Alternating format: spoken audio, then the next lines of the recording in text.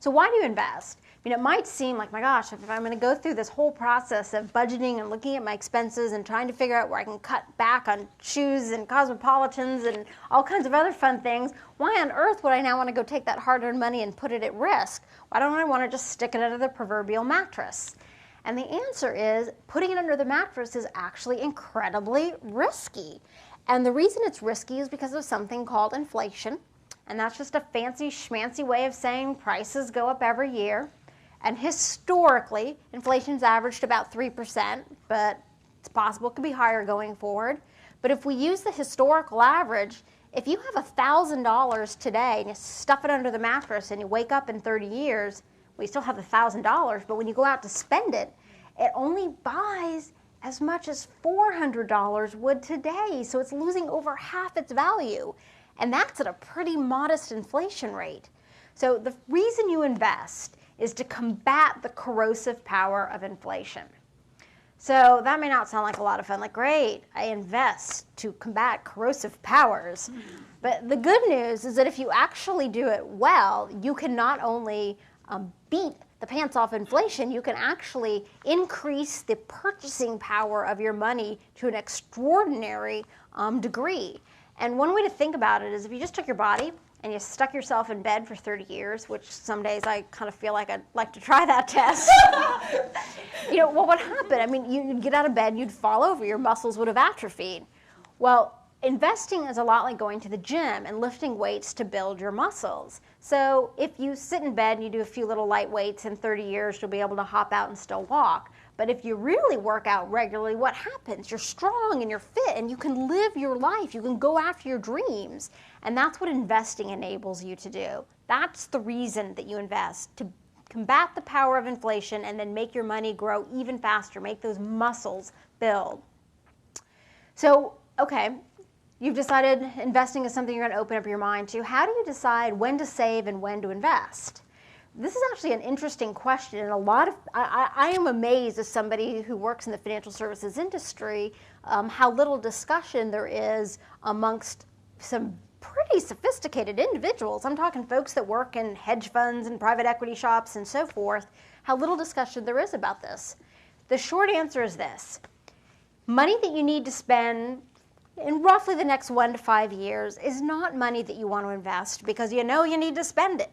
It's money that you want to protect, and you want to protect it against inflation, and a great way to do that is in an interest-bearing account like a money market fund.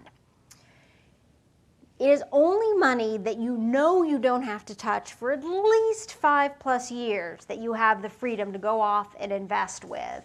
And the reason is that there are some risks associated with investing. Now, I'm going to kind of segue backwards into what those risks are, but let me first tell you what your options are. And Manisha, let me just add to that. What Manisha just said is so important. We meet a lot of people, including people in financial services, who have a lot of money in their traditional bank that is earning almost no interest. And working at Schwab and having money market funds available to you, don't take that for granted. Write it down, check it, make sure that your savings for the next 1 to 5 years really is getting yourself a decent interest rate. We hear that all the time. It's so true. It is. Sharon highlights such an important point. And related to that, we also meet a lot of people who take money that they know they have to spend in the next 2 years, and they roll the dice and they invest it in some of the other options. And as we sit here nearing Valentine's Day, it's definitely been a bumpy road in the financial market so far this year. So if you had decided to put your year-end bonus into the stock market with the thought of spending it a year from now, you might be feeling a little queasy. So what are your options when it comes to investing? You basically have 3. Stocks, bonds, and real estate. And if history is any guide, and there's no guarantee that it will repeat ever, but looking back at history is something that can be instructive. What we see is over the past 80 or so years, stocks have generated an annual return of roughly 10%. Bonds, which is just a fancy way of talking about fixed income or loans that you make to governments or corporations, and in return you get some interest, and when the loan period's up you get your principal back. Bonds over that same time period have given returns of around 5.5%. Real estate is interesting. Every market is different. San Francisco is very different, just like New York is very different. But across the country as a whole, real estate has typically been a good investment.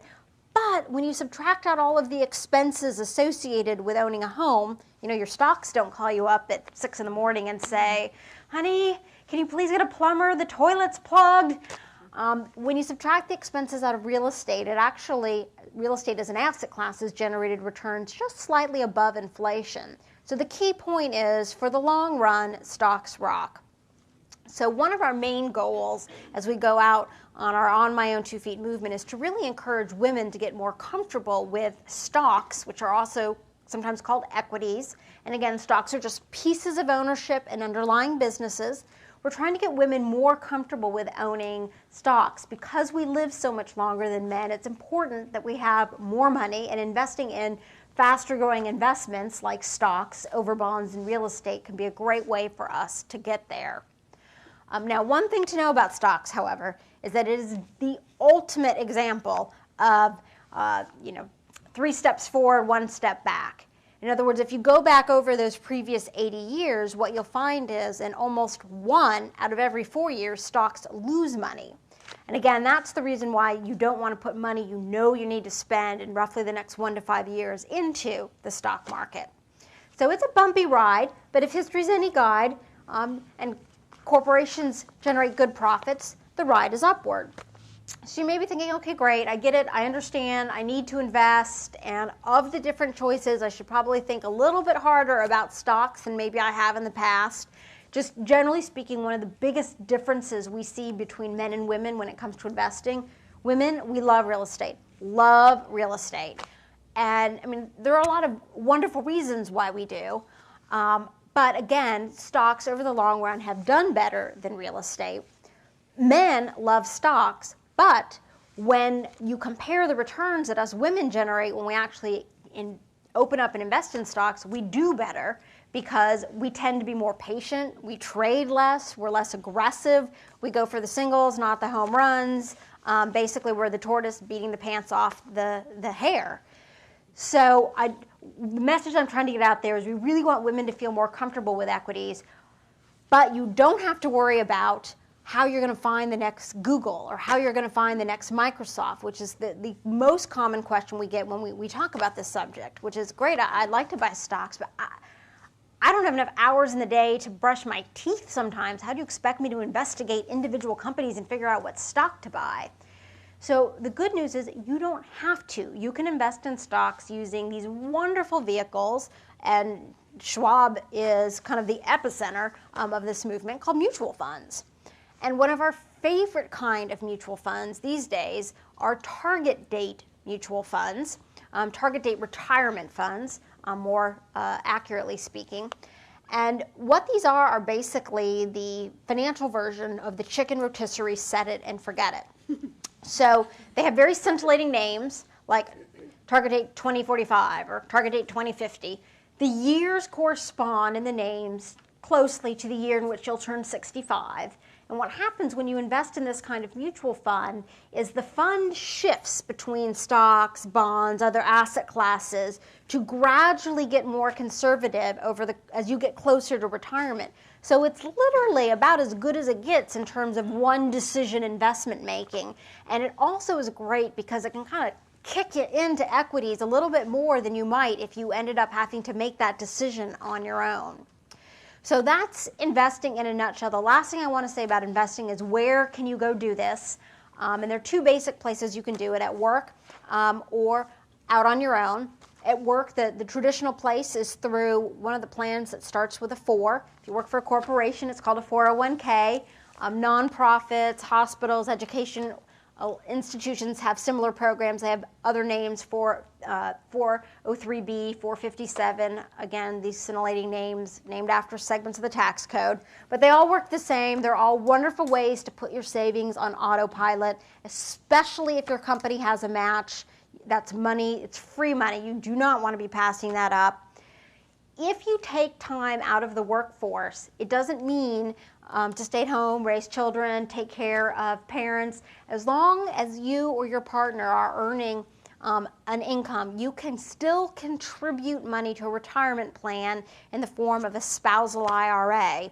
And you can hold that IRA at any financial institution. A discount brokerage house like a Charles Schwab is a classic place for you to do that. So remember, you can do it both at work through a 401k type plan or on your own through an IRA, which you can hold at the financial institution of your choice. And with that, let me turn it over to Sharon to wrap up with some thoughts on protecting.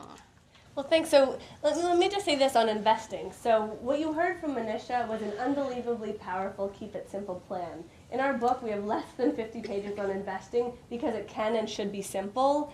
So remember when you're saving and investing that you're really that queen bee and your dollars are working for you when you're not working. How beautiful is that? And you at Schwab have an opportunity to go in and talk with the employee branch and be able to talk with somebody and really get the advice you want. Let me say this too, just because you work for a financial services institution, please don't feel any shame in calling up the employee branch and asking for help.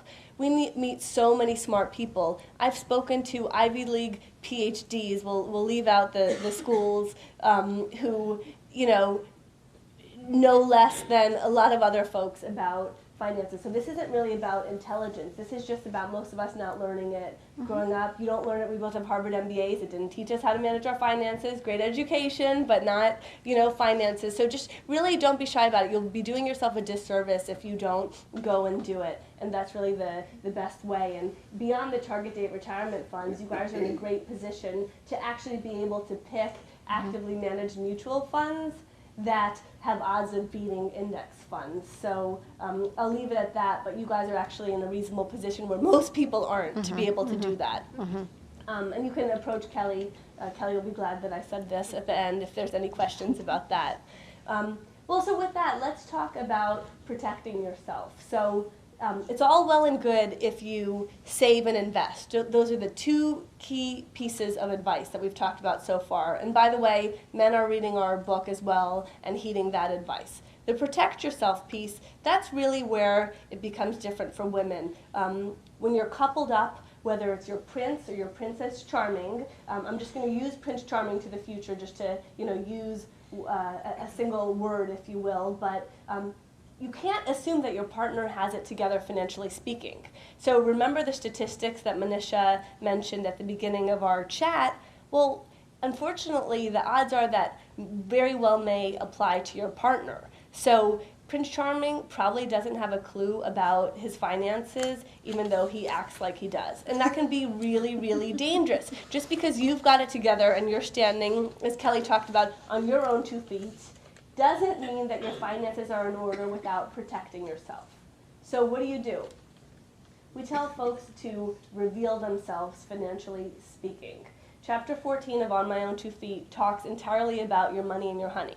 So if you're having trouble talking with your honey about money, give them the book and use Manisha and I as your wing women. We've had people bring up the subject. One of my high school girlfriends and her husband said, "Why, are you thinking about leaving me?" So we know it can be a touchy subject, but it's an important one. What do? You reveal yourself financially speaking. What do I mean by that? You literally sit down, and when you're in a serious, committed relationship, I'm not talking about first date, okay? Manisha and I aren't that out there. But when you're in a serious, committed relationship, sit down and talk about what each of you own, what you owe, and that 3-digit number that's your credit score. That's really important. The credit score is essentially a 3-digit number that shows how financially responsible you are. And if your honey seems like he or she has got it all together, and then you see a credit score that's in the toilet, there might be some credit card debt behind that or some other issues that if I were in your shoes and in a serious committed relationship, I'd want to know about it. Working hard, saving and investing, you don't want it, all going down the toilet by being in a relationship where finances aren't handled appropriately. So that's the first thing you do. The second thing is once you're in the serious committed relationship, make sure you actually sit down and talk about money. So lay out specifically who handles what financial chores, who's paying the bills, who's responsible for the investments. And just because one person is responsible doesn't mean that the other person shouldn't stay informed. Lay out a plan for making sure that one person communicates with the other. if I'm leading investments in my household and one goes significantly south, I sure as heck better tell my husband about that.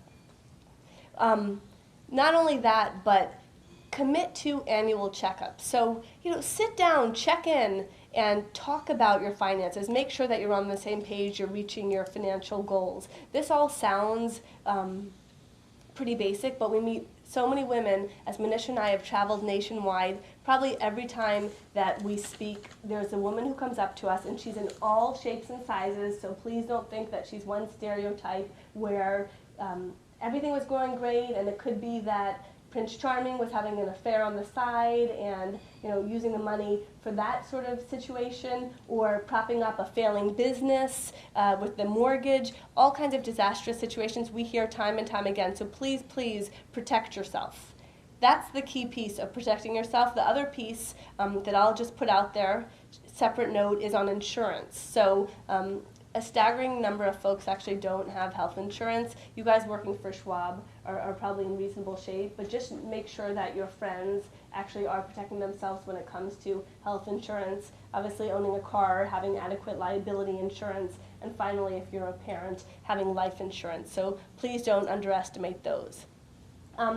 So with that, what I'd like to say is, first of all, thank you for having us. We are working on creating this movement. There's been an amazing response to On My Own 2 Feet, and we're really creating a movement where women encourage other women. So if you know of another woman who you believe needs to take charge of her finances, tell her about tonight's chat. Have her go to our website, which is onmyown2feet.com. A lot of the statistics Manisha talked about are on onmyown2feet.com, so she can see the reality that she'll be facing.